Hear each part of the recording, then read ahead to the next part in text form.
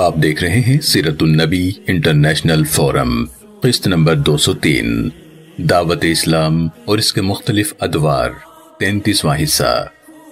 مزید آگے بڑھنے سے قبل سیرت النبی انٹرنیشنل فورم کے چینل کو سبسکرائب کر لیجئے اور بیل کے بٹن کو دبا دیجئے تاکہ آپ کو آنے والی ہماری ہر نئی ویڈیو کی بر وقت اطلاع مل سکے۔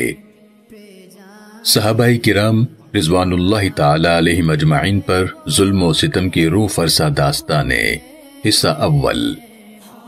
حضور نبی رؤوف الرحیم صلی اللہ علیہ وآلہ وسلم کی اپنی ذات، اپنی صفات حمیدہ کے باعث خود بھی بڑی محترم اور معظم تھی۔ دل حضور اکرم صلی اللہ علیہ وسلم سے پیار کرنے پر اور حضور اکرم صلی اللہ علیہ وسلم کی تعظیم بجا لانے پر مجبور ہوتے تھے۔ پھر حضرت صلی اللہ علیہ وسلم کو اپنے محترم چچا جناب خواجہ ابو طالب اور سارے خاندان بنو ہاشم اور بنو مطلب کی اس معاملے میں تائید حاصل تھی۔ کسی کو جرأت نہیں ہوتی تھی کہ آپ صلی اللہ علیہ وسلم پر حملہ آور ہو سکے، ورنہ جوانان بنی ہاشم اور مطلب کی شمشیریں حضور اکرم صلی اللہ علیہ وسلم کے دفاع میں بے نیام ہو جاتی۔ لیکن آپ یہ جان چکے ہیں کہ شخصی عظمت اور خاندانی وقار کے باوجود مشرکین مکہ آپ صلی اللہ علیہ وسلم کو کس کس طرح ستایا کرتے تھے۔ تان و تشنی کے سارے تیر جو ان کی ترکش میں تھے ان کو وہ بے رحمی سے استعمال کرتے تھے، جھوٹے الزامات اور بہتانوں کی بارش کرتے تھے، راستے میں کانٹے بچھایا کرتے تھے، اپنے گھروں کا کوڑا کرکٹ حضور اکرم صلی اللہ علیہ وسلم کے صحن میں پھینک دیا کرتے تھے، غلاظتیں اٹھا کر در اقدس پر ڈھیر کر دیا کرتے تھے، نماز بھی سکون اور اطمینان سے پڑھنے کی فرصت نہیں دیتے تھے۔ اللہ تعالیٰ اگر اپنی خصوصی مہربانی سے اپنے حبیب صلی اللہ علیہ وسلم کی حفاظت کا اہتمام نہ فرماتا تو ابو جہل اور ابو لہب کے ارادے تو بڑے ہی خطرناک تھے۔ جب حضرت صلی اللہ علیہ وسلم سے ان کا یہ معاملہ تھا تو جو لوگ آپ صلی اللہ علیہ وسلم پر ایمان لائے تھے ان کے ساتھ ان کے جور و ستم کا کیا عالم ہوگا۔ اگر ان کا بس چلتا تو وہ ان صحابہ کرام کو بھی اپنے ظلم کا ہدف بنانے سے باز نہ آتے جو اپنے خاندان اور معاشرے میں بڑے باعزت مقام کے مالک تھے۔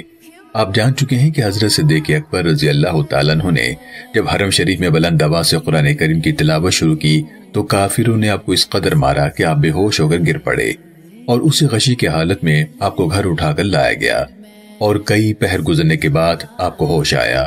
یہ اس حضرت ابو بکر صدیق رضی اللہ تعالیٰ عنہ کے ساتھ ان کی دست درازی تھی جو مکے کا ایک بااثر بارسوخ سردار اور متمول تاجر تھا اور اپنے قبیلے بنی تیم کا سردار تھا۔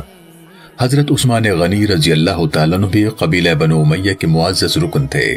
جب حضرت صدیق اکبر رضی اللہ تعالیٰ عنہ کی کوشش سے وہ مشربہ اسلام ہوئے تو ان کا چچا ان کو کچے چمڑے میں لپیٹ کر اور اسے رسی میں باندھ کر دھوم میں ڈال دیا کرتا تھا۔ کچے چمڑے کی بدبو، اس پر عرب کی دھوپ۔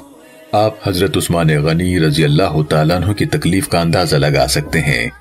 اسی طرح حضرت سعد رضی اللہ تعالیٰ عنہ جب مشربہ اسلام ہوئے تو ان کو ایسے ابتلا کا سامنا کرنا پڑا جس کی شدت سے پہاڑ بھی ریزہ ریزہ ہو جاتے۔ آپ کے خاندان والوں کو ان کے مسلمان ہونے کا جب علم ہوا تو انہوں نے ان کو اسلام سے برگشتہ کرنے کے لیے سارے ہیلے کیے، لیکن بے سود۔ ان کی والدہ بھی اپنے کفر میں بڑی پختہ تھی۔ اسے جب پتہ چلا کہ اس کے لخت جگر نے اس کے معبودوں کے خلاف علم بغاوت بلند کر دیا ہے اور قبیلے کے لوگوں نے ان کو اس بغاوت سے دستبردار ہونے کے لیے بڑے جتن کیے ہیں لیکن وہ بری طرح ناکام ہوئے ہیں تو ماں کو بہت صدمہ ہوا۔ آخری حربے کے طور پر اس نے اپنے بیٹے کو بلا کر کہا کہ بیٹا، بہتر ہے کہ اس نئے مذہب کو چھوڑ دو۔ اگر تم میری یہ بات نہیں مانو گے تو میں بھوک ہڑتال کر دوں گی، نہ کچھ کھاؤں گی اور نہ کچھ پیوں گی، دھوپ میں پڑی رہوں گی یہاں تک کہ مجھے موت آ جائے۔ اگر اس طرح میں مر گئی تو سارے عرب میں تم بدنام اور رسوا ہو جاؤ گے کہ یہ وہ بیٹا ہے کہ جس کی ضد نے اپنی ماں کی جان لے لی۔ چند روز حضرت سعد رضی اللہ تعالیٰ عنہ نے اس بات کو کوئی اہمیت نہ دی۔ یہی خیال کیا ہوگا کہ جب بوڑھی اماں کو بھوک اور پیاس تنگ کرے گی تو وہ خود ہی کھانا پینا شروع کر دے گی، لیکن وہ بھی ہٹ کی پکی تھی۔ کئی دن گزر گئے، نہ اس نے کھایا نہ پیا، نقاہت اس حد تک پہنچ گئی کہ اس کی موت یقینی نظر آنے لگی۔ اس نے لوگوں کو کہا کہ سعد کو میرے پاس لے آؤ۔ اس کو یہ خیال تھا کہ مجھے اس نظر کی حالت میں دیکھ کر یقیناً سعد کا دل پسیج جائے گا اور وہ اپنے اس نئے دین کو ترک کر دے گا۔ جب حضرت سعد رضی اللہ تعالیٰ عنہ کو بلایا گیا اور انہوں نے اپنی ماں کی یہ حالت دیکھی تو ایک سچے مومن کی طرح ماں کو بلند آواز سے مخاطب کر کے فرمایا، اے میری ماں، تم جانتی ہو کہ اگر تیری 100 جانیں ہوں اور ہر جان ایک ایک کر کے تیرے بدن سے نکلے تب بھی میں بخدا اپنے دین کو نہیں چھوڑوں گا۔ اب تیری مرضی، تو کچھ کھا یا نہ کھا۔ ماں نے اپنے بیٹے کا جب یہ عزم مصمم دیکھا تو اس نے بھوک ہڑتال ختم کر دی اور کھانا پینا شروع کر دیا۔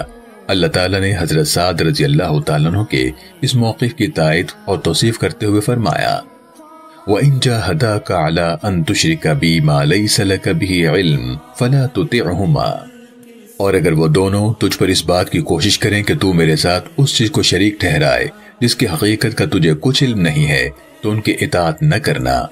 جب ان بااثر اور متمول لوگوں کے ساتھ کفار کا یہ رویہ تھا کہ جتنا ان کا قابو چلتا وہ ان پر جور و تشدد کرنے میں ذرا تساہل نہ کرتے، تو اب آپ خود اندازہ لگا لیں کہ ان لوگوں کا کیا حال ہوگا جو غریب اور بے آسرا تھے، جن کا کوئی حامی و ناصر پرسان حال نہ تھا، یا جو بے یار و مددگار غلام تھے۔